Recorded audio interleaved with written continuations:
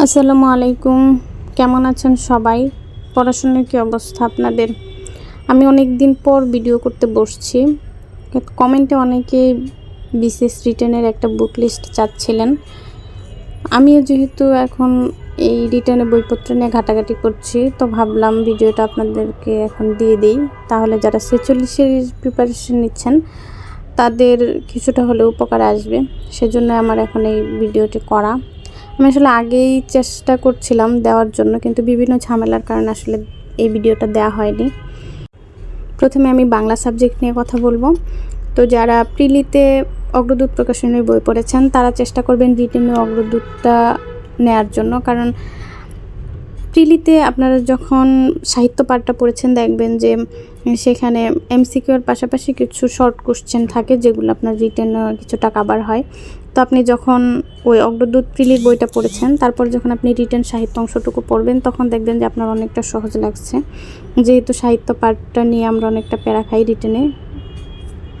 তো সেক্ষেত্রে আমি বলবো যে যারা অগ্রদূত বই পড়েছেন প্রিলিতে তারা রিটেনে অগ্রদূত প্রকাশনের বই নেবেন। সেটা শুধু সাহিত্য আর গ্রামার পার্টটা কভার করবে, আর যে গ্রন্থ সমালোচনা বলেন, রিটেন পার্টটুকু বলেন, রিটেন পার্ট বলতে ওই যে রচনা, তারপরে চিঠি, এগুলাতে আপনার অন্য একটা বই ফলো করতে হবে। রচনার জন্য বিশেষ করে এই বইটা যদি আপনি দেখেন তাহলে হবে কি যে এইটা গড়পড়তা একটা ব্যাখ্যা দেওয়া থাকে। তো সেক্ষেত্রে আমি আপনাদেরকে বলবো যে রচনার জন্য যে সাজানোর একটা ব্যাপার যেটা থাকে এই বইটা ফলো না করে সেখানে আপনি অন্য একটা বই দেখতে পারেন। তো কোন বই দেখবেন সেটা আমি আপনাদেরকে বলবো। যারা প্রিলিত অগ্রদূত পড়েন নাই, রানা ঘোষ স্যারের বই বা অন্য সাহিত্যের বই পড়েছেন তাদেরকে আমি বলবো যে আপনার শিকড়ের বইটা নেবেন। আসলে ওভারঅল যদি আমি বলি তাহলে শিকড়ের বইটাই আমার সবচাইতে বেশি ভালো লেগেছে সাহিত্যের অংশটুকুতে, এবং গ্রামার পার্টটাও আসলে এখানে মানে বড় একটা ইফেক্ট পড়ে না, কারণ গ্রামার ব্যাকরণটা আমরা আগেও যেহেতু পড়েছি বিভিন্ন বই থেকে। তারপরে দেখা যায় যে স্কুল কলেজে আমাদের গ্রামার পার্টটা আমাদের আয়ত্তে ছিল। তো সেজন্য গ্রামার পার্ট নিয়ে আসলে কেউই প্যারা খায় না, যার মানে যতটুকু প্যারা খাওয়ার এই সাহিত্যটা নিয়েই আমরা প্যারা খাই। তো এই শিকড় বইটাতে সাহিত্যের অংশটুকু অনেক ভালো করে দেওয়া আছে।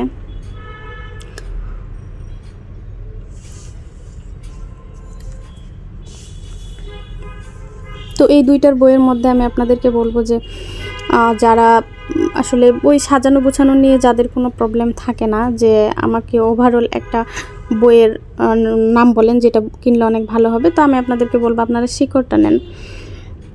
যদি আপনি আগে অগ্রদূত পড়েছেন, পরে শিকড় পড়তে যদি আপনার কোনো সমস্যা না থাকে তাহলে আপনাদেরকে শিকড়টা নিতে বলবো। আর গ্রন্থ সমালোচনার জন্য বলবো যে যেটা আমরা সবাই পড়ি, শিকড়ের গ্রন্থ সমালোচনা মুহসিনা নাজিলার। তো এই বইটা দেখা যায় যে আপনার অগ্রদূতেও মানে থাকবে, গ্রন্থ সমালোচনা আছে, তবে এইখানে মানে এই শিকড় প্রকাশনের বইগুলা বাংলার জন্য বেস্ট। অন্যান্য বাংলাদেশ বিষয়গুলিটা যদি আমি দেখেছিলাম, কিন্তু তার মধ্যে আমার কাছে মনে হয়েছে যে বাংলাটা আমার কাছে অনেকটাই স্ট্যান্ডার্ড মনে হয়েছে। আর এটা মানে ব্যাখ্যাগুলো সব কিছু যদি আপনি পড়েন তাহলে এদের মানে সাজানো গোছানোর যে ব্যাপারটা থাকে এইটা বেস্ট। তো আমি আমারটুকু বললাম। আসলে বইয়ের বিষয় হয় কি যে অনেকের দেখা যায় আমার এই বইটা ভালো লেগেছে কিন্তু পড়তে গিয়ে আপনার ভালো লাগছে না। এইটা আসলে এক একজনের পড়ার স্টাইল যেমন এক এক রকম, তেমনি বইয়ের চুজ করার ক্ষেত্রেও এটা এক একজনেরটা এক এক রকম হয়ে থাকে। তো আমি অনেকেরই দেখছি যে এই যে শিকড় আমি বললাম যে আমার কাছে শিকড়টা অনেক ভালো লেগেছে, অনেকে পড়তে গিয়ে দেখবে যে তার কাছে আসলে শিকড়ের চেয়ে তো অগ্রদূতই ভালো লেগেছে। তবে এই দুইটা বই অনেক ভালো। তো আপনারা এই দুইটা বই থেকে দেখে লাইব্রেরিতে গিয়ে দেখে পড়ে তারপরে হচ্ছে যে কোনো একটা বই চুজ করবেন। বাজারে অনেক বই আসছে, আসলে বই বাণিজ্যটা সেইভাবে চলে এখন, যেহেতু চাকরির জন্য মানুষ বইয়ের পেছনে অনেক ইনভেস্ট করে আমার মতো। বিশেষ করে আমি আসলে বই কিনে না একদম দেউলিয়া হয়ে যাওয়ার মতো অবস্থা হয়। আমি প্রচুর বই কিনি, কিন্তু আমি আসলে শুরুর দিকে বুঝতে পারি না কোন বইটা ভালো হবে। তারপর আমি একটা বই কিনে যখন দেখি আসলে এই বইটা অতটা স্ট্যান্ডার্ড না, সাজানো গোছানো একটা ব্যাপার থাকে, যখন এটার আমি পাই না তখন সেই বইটা আসলে আমি আর পড়ি না, ওভাবেই রেখে দিই। তো ইংলিশের জন্য আমি এই অ্যাসুরেন্স বইটা সেই শুরু থেকেই পড়তাম। তো ইংলিশে যেহেতু গ্রামার পার্টটা আমি এখান থেকে পড়ি না, অন্য একটা বই থেকে পড়ি। এই বইটা আমি শুধু পড়েছিলাম এই যে প্যাসেজ সলিউশন, মানে কিছু যে প্যাসেজ দেয়া আছে মডেল টেস্টে, তো এই জিনিসগুলো প্র্যাকটিস করার জন্যই মূলত আমি এই বইটা দেখতাম। আর এখান থেকে আমি এসেগুলাও দেখি নাই, খুব কম, দুই একটা আমি এখান থেকে শুধু রিডিং পড়েছিলাম। এসের জন্য আমি অন্য একটা বই মানে পড়ি সব সময়। তো আপনারা ইংলিশের জন্য এটাই চলে, কারণ এখানে শুধু আপনি কিছু মডেল টেস্টের ভিতরে যে প্যাসেজ থাকে সেটা সলিউশন করার জন্য আপনি ওই বইটা দেখতে পারেন। আর ইংলিশ প্যাসেজ সলিউশনের জন্য বাজারে এখন অনেক বই আসে। আমি এই বইটা তখন নিয়েছিলাম, এই বইটা তখনই প্রথম এসেছিল। তো এই বইটা আমার কাছে ভালো লেগেছে। প্যাসেজ সলিউশনের আপনি দেখা যায় 2-3টা বই এরকম রাখতে পারেন, কারণ প্যাসেজ যদি প্রচুর প্র্যাকটিস করেন তাহলে আপনার যে সামারি, তারপরে যে মানে আরও যে টপিকগুলো থাকে প্যাসেজ রিলেটেড, তো ওইগুলো আপনার সলভ করতে অনেকটা মানে আপনি এক্সপার্ট হয়ে যাবেন যদি কিছু এই যে এই বইগুলো থেকে যদি প্র্যাকটিস করেন। তো আমি ওই গতবার এই বইটা কিনেছিলাম। তো এখন আমি এরকম আরও 2-3টা বই কিনবো এই প্যাসেজ সলিউশনের যদি বই আসে। আমি দেখলাম যে কোন প্রকাশনী যেন একটা প্যাসেজ সলিউশনের বই বের করার কথা, তো আমি আরও কিছুদিন পরে কিনবো প্যাসেজ সলিউশনের। এখন যেহেতু 2টা আছে, এগুলো থেকে মোটামুটি প্র্যাকটিস করার চেষ্টা করব। তো আমি আরেকটা বইয়ের কথা আমি শুরুতেই যেটা বলতে চাইছিলাম সেটা আসলে ভুলে গিয়েছি, যে এই যে প্রশ্ন ব্যাংকটা, এই প্রশ্ন ব্যাংকটা আপনারা রাখবেন। যে কোনো সাবজেক্ট শুরু করার আগে আপনি এই প্রশ্ন ব্যাংক থেকে এই মানে কী ধরনের প্রশ্ন হয় সেটা একটা আইডিয়া নেওয়ার জন্য আপনি শুরুতে এই বইটা দেখে নেবেন। তো এটা আলাদা করে না কিনলেও চলে, বইয়ের শুরুতে অথবা শেষের দিকে আপনার এই প্রশ্নগুলো দেয়া থাকে আনসার সহ। বিভিন্ন যে আপনি প্রকাশনের বই কিনবেন সেগুলো শুরুতে এটা দেয়া থাকে। কিন্তু আমার কাছে মনে হয় যে বইয়ের ভেতরে না দেখে আপনার ওভারঅল একটা আইডিয়া নেওয়ার জন্য একটা প্রশ্ন ব্যাংক আপনি শুরুতেই দেখে নিলেন যে কী ধরনের, কোন চ্যাপ্টার থেকে কী ধরনের প্রশ্ন হবে বা হতে পারে। ওরাকল ছাড়াও বাজারে আরও মানে প্রশ্ন ব্যাংক আছে অনেক প্রকাশনীর, তো আপনারা যে কোনো একটা প্রকাশনীর একটা প্রশ্ন ব্যাংক নিয়ে নেবেন। এরপর আসি ম্যাথ সাবজেক্টে। তো আপনারা যারা এখন রিটার্নের প্রিপারেশান নিচ্ছেন বা আগে অন্য কোনো বই থেকে করেন নাই, তারা এই বইটা নিতে পারেন। আর যারা বোর্ড বই করেছেন তারাও এই বই থেকে মানে যখন ম্যাথ প্র্যাকটিস করবেন আপনাদের কাছে অনেক ভালো লাগবে, কারণ এই বইটা এই বোর্ড বইয়ের আদলেই করা। তো যারা আলাদা করে বোর্ড বই পড়তে চান না, যেহেতু একটা একটা করে বোর্ড বই মানে কালেক্ট করে পড়া একটু ঝামেলাও মনে হয় অনেকের কাছে, তারা এখান থেকে নিতে পারেন। আর আমার কাছে মনে হয় যে বোর্ড বই থেকে করাটাই মানে ভালো। যারা মানে ওই সুযোগটা আছে যে আমি বোর্ড বই থেকে করতে পারবো, তারা বোর্ড বইগুলো কালেক্ট করে নেবেন। আর যারা মনে করেন যে আসলে অত ঝামেলা আমি যেতে চাই না, এই বইটা থেকেই করতে পারেন, কারণ এখানে বোর্ড বইয়ের সব কিছু এখানে দেয়া আছে হায়ার ম্যাথ সহ। রিটেনটাতে ক্লাস 8 থেকে একদম 10 পর্যন্ত দেয়া আছে। আর প্রিলির যে বইটা সেখানে একদম ক্লাস 6 থেকে 10 পর্যন্ত পাবেন। 6-7-এর ম্যাথগুলো আসলে রিটেনের ওরকম আসে না, সেই জন্য ক্লাস 8 থেকে দেয়া। ম্যাথ আওয়ার বইটাও বোর্ড বইয়ের আলোকে করা, তবে সাজানো গোছানোর দিক থেকে আমার এই বইটা ভালো লেগেছে। ম্যাথ আওয়ার বইটাও আমি কিনেছি, কিন্তু ওটা সাজানো গোছানোর দিক থেকে আমার অতটা ভালো লাগেনি। আর আমি ওই যে বললাম যে আসলে একটা বই কেনার পরে যদি দেখি আমার আসলে ওটা অত মানে মন মতো হচ্ছে না, তখন আমার আর ওটা পড়তে ভালো লাগে না। ওই ম্যাথটা থেকে আমি কিছুদিন ম্যাথ করেছি, তারপরে ওই ম্যাথটা রেখে তারপরে আমি আবার এই বইটা কিনি। তো আপনারা যারা এত বই কিনে আসলে টাকা নষ্ট করতে চান না, তারা এই বইটা কিনে নেবেন, কারণ দেখা যায় যে বই কিনে যদি ফেলে রাখেন তো সেটা তার কোনো কাজে আসবে না। এরপর মেন্টাল এবিলিটিতে আপনি এই বইটা দেখবেন, এটা প্রিলি রিটেন দুইটাই কভার করে। আমি যখন প্রিলিতে আপনাদের বুক লিস্টে দিচ্ছিলাম তখন আমি আপনাদেরকে বলছিলাম যে এই খাইরুল মেন্টাল এবিলিটিটা যদি আপনি পড়েন তাহলে রিটেনের জন্য আপনার আর আলাদা করে পড়তে হবে না, শুধু রিটেনের যে বিগত প্রশ্নগুলো ওগুলো এই প্রশ্ন ব্যাংক থেকে সলভ করে নেবেন। তো এইটা নিয়ে আসলে আর নতুন করে কোনো কিছু বলার নেই। আমি যখন প্রিলিতে আপনাদেরকে এই বইয়ের কথা বলি তখন অনেক ডিটেলসে আমি বলেছিলাম। তো অনেকে আবার ওরাকল, মেন্টাল এবিলিটি অথবা অন্যান্য আরেকটা কী যেন আছে, আইকিউ ডক্টর না কী যেন একটা বইয়ের আছে, তো ওগুলো আপনারা দেখতে পারেন। তবে আমার কাছে মনে হয় কি যে মেন্টাল এবিলিটি আসলে ওরকম কঠিন কিছু আসে না, তো শুধু ওই খাইরুলের ওই বইটা দেখলেই মানে আমার কাছে মনে হয়েছে যে যথেষ্ট। এরপর আসে বাংলাদেশ বিষয়াবলী। তো বাংলাদেশ বিষয়াবলীর জন্য এখানে আমি 2টা বই রেখেছি, আপনারা দেখলেন যে একটা হচ্ছে ইউনিক আর একটা শিকড়। তো আমি শুরুর দিকে যখন করি তখন প্রিপারেশনটা নিই, তখন আমি এসুরেন্স পড়েছিলাম।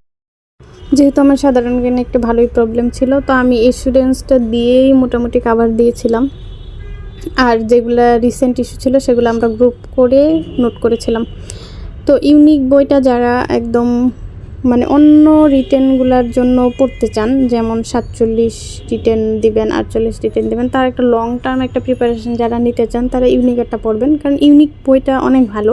আপনারা যদি একবার শেষ করতে পারেন তা আমি মনে করি আল্লাহর রহমতে আর কোনো সমস্যা হওয়ার কথা না, মানে বাংলাদেশ বিষয়গুলিতে। আর যারা এই যে শর্ট টার্মে একটা প্রিপারেশন নেবেন তাদের জন্য এই শিকড় বইটা। তো আমি এই শিকড় বইটাই এখন পড়বো, কারণ হাতে বেশি সময় নেই। আর শিকড় বইটা সাজানো ভালো, তবে ইউনিকটা সাজানো অনেকটা ভালো লেগেছে আমার কাছে। তবে এটা আসলে লং টার্মের জন্য ইউনিকটা, কারণ ইউনিকটা অনেক লেখা, অনেক ব্যাখ্যা দেয়া, তো অতটা আসলে পড়তে গেলে দেখা যায় যে আমি মনে হয় পড়াটা শেষ করতে পারবো না, এরকমটা আমার কাছে মনে হয়।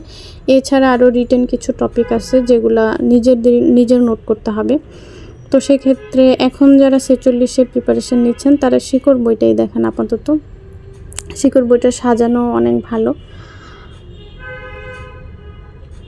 তারপরে আমি বলবো কি যে আপনারা দোকানে গিয়ে দেখবেন যে শিকড় অথবা ইউনিক কোনটা আপনার কাছে ভালো লাগে, তারপর এর যে কোনো একটা আপনারা নেবেন। এরপর আসি আন্তর্জাতিক বিষয়াবলীতে। তো আন্তর্জাতিক বিষয়াবলীর জন্য আপনারা এই যে দেখেন আমি কয়েকটা বই নিয়ে এসেছি, তাই এর মধ্যে কনসেপচুয়াল ইস্যুর জন্য আপনারা এই কনফিডেন্সের বইটা পড়বেন। তো দেখেন ছোট্ট একটা বই, কিন্তু এই বইটা পড়তে আমার অনেক কষ্ট হয়েছে, কারণ এখানে যা আছে সব থিওরিটিক্যাল, আর এর ভাষাগুলো আমার অনেকটাই কঠিন মনে হয়েছে। তবে এই বইটা মানে প্রিপারেশন নেওয়ার আগে আপনার এই বইটা সবার আগে এই বইটা আসলে একবার পড়ে ফেলা উচিত, কারণ এই বইটা পড়লে আপনার অনেক কিছু ক্লিয়ার হয়ে যাবে, যদি একটু কঠিন ভাষাগুলা ভালোই কঠিন আর কি। এর চাইতে এই বইটার চাইতে মিরাজের একটা বই আছে, the anatomy of world politics. তো ওই বইটা যদি পড়তে পারেন, যেহেতু ওই বইটা অনেক মোটা আর এত অল্প সময়ে ওই বইটা পড়ে শেষ করা সম্ভব না। আমি অনেকবার ওই বইটা মানে পড়তে নিয়েছি, কিন্তু আসলে শেষ করতে পারিনি। তো এর মধ্যে শেষ করার একটা ইচ্ছা আছে। তারপরে এই যে নাইম ভাইয়ের এই বেসিক ভিউ, আর এই বেসিক ভিউটা থেকে পড়লে মানে আমার কাছে সহজ লেগেছে বেসিক ভিউটা। তবে নাইম ভাইয়ের কি এই বই বের করতে ওনার অনেক সময় লাগে, তো আপনি যদি এই বইয়ের আশায় থাকেন দেখা যায় যে এই বই আর আপনি পড়ে শেষ করতে পারবেন না, কারণ তিনি বই নিয়ে আসবে একদম পরীক্ষার একেবারে কাছাকাছি সময়ে, এমন সময়ে যেখানে আপনার হাতে আর কোনো সময় থাকবে না। তবে উনি অনেক আশ্বাস দেয় যে আপনারা অনেক মানে বাকি সাবজেক্টগুলো পড়ে একদম শেষ করে ফেলেন, তো আমার বইটা যখন আসবে তখন শুধু আমার বইটাই পড়বেন। আসলে ওভাবে হয় না, যখন একদম কাছাকাছি সময় চলে আসে তখন অনেক টেনশন কাজ করে। আর যাদের একটু এই আন্তর্জাতিক একটু প্রবলেম থাকে তারা তো মানে আরও বেশি হতাশায় পড়ে যায়, বেশি আমার মতো। তো আমি এজন্য পরবর্তীতে দেখলাম যে ওনার বইয়ের আশায় থেকে থেকে আমার খুব মানে বাজে অবস্থা, তখন আমি এই বইটা নিয়েছিলাম সলিড মেথডের। তো এইটা আমি পরে নিয়েছি, এটা 3rd এডিশন। আমি যখন নেই তখন ওনার ওটা 1st এডিশন ছিল। তো ওই বইটা মানে প্রথমেই তিনি ওই বইটা বের করেছিলেন, পরে ওই বইটা পড়ে আমার অনেক ভালো লেগেছে। উনি অনেক ভালো মানে সাজানো আছে ভালোই। তো ওই বইটার আশায় যদি নাইম ভাইয়ের বইয়ের আশায় আপনারা থাকেন তাহলে আর শেষ করতে পারবেন না, সেই জন্য বিকল্প হিসেবে আপনারা এই বইটা নিতে পারেন। তবে মানের দিক থেকে যদি বলেন আমি বেসিক বিউর কথাই বলবো, দিন শেষে বেসিক বিউই সেরা, কিন্তু ওই যে বিকল্প একটা জিনিস রাখা উচিত, যে যদি আমি আসলে ওই শেষ মুহূর্তে না পারি তখন আমি কী করব। এরপর আসি সংবিধানের বিষয়ে। তো সংবিধান অনেকেই বলবে কি যে আপনি আরিফ খানের সংবিধান বইটা নেন। তো আরিফ খানের সংবিধান বইটা অনেক ভালো, কিন্তু তার চাইতেও আমার এই বইটা ভালো লেগেছে, কারণ সাজানো গুছানোর দিক থেকে বইটা মানে যথেষ্ট স্ট্যান্ডার্ড। তো এখানে আছে রিটেন এবং ভাইবা, প্রিলির প্রশ্ন তো আছেই। তো আপনি যখন সংবিধান পড়বেন তখন আপনার 3টা ধাপে একদম প্রিপারেশন হওয়া উচিত। তো সেজন্য আমি মনে করি যে আপনি যখন একটা ভালো মানের সংবিধান নেবেন, বই নেবেন, তখন এই বইটাই আপনার চুজ করা উচিত। তো সংবিধানের ক্ষেত্রে আরেকটা বিষয় হলো কি, যখন আপনি সংবিধান পড়বেন তখন ইংলিশ ভার্সনটাও দেখা উচিত। আর যারা মনে করেন যে আসলে আমি অত ঝামেলায় যেতে চায় না, তারা শুধু এই বইটাই নিতে পারেন। এরপর আসি বিজ্ঞান সাবজেক্টে। তো বিজ্ঞানের জন্য আপনাদেরকে আমি 2টা বইয়ের কথা বলবো। একটা হলো এই যে ককটেল সিরিজ, একটা হচ্ছে সায়েন্স আওয়ার। তো ককটেল বইটা মানে ভালো, 2টা বই বোর্ড বইয়ের আলোকে লেখা। সাজানো গুছানোর দিক থেকে 2টা বই ভালো, তবে সায়েন্স আওয়ার বইটা একটু শর্ট ফর্মে করা, আর সায়েন্স ককটেল বইটা একটু ডিটেলসে দেয়া।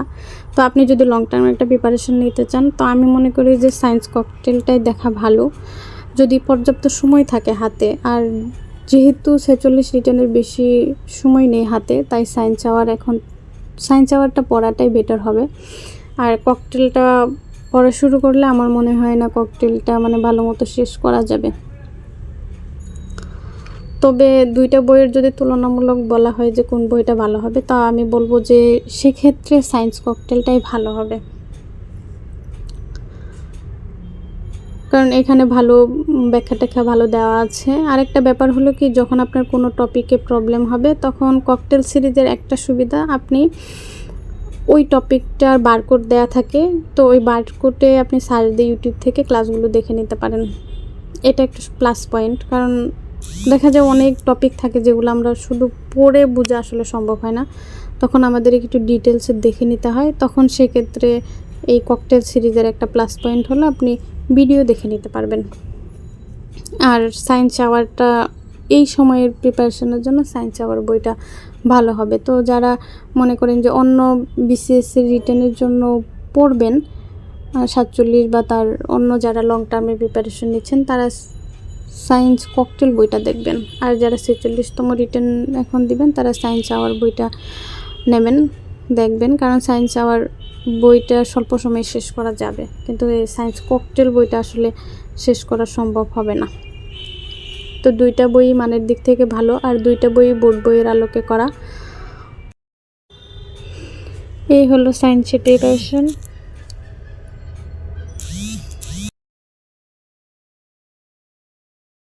এরপর আসি ট্রান্সলেশন, রচনা, সাম্প্রতিক বিষয়ের জন্য কোন বইটা ভালো হবে।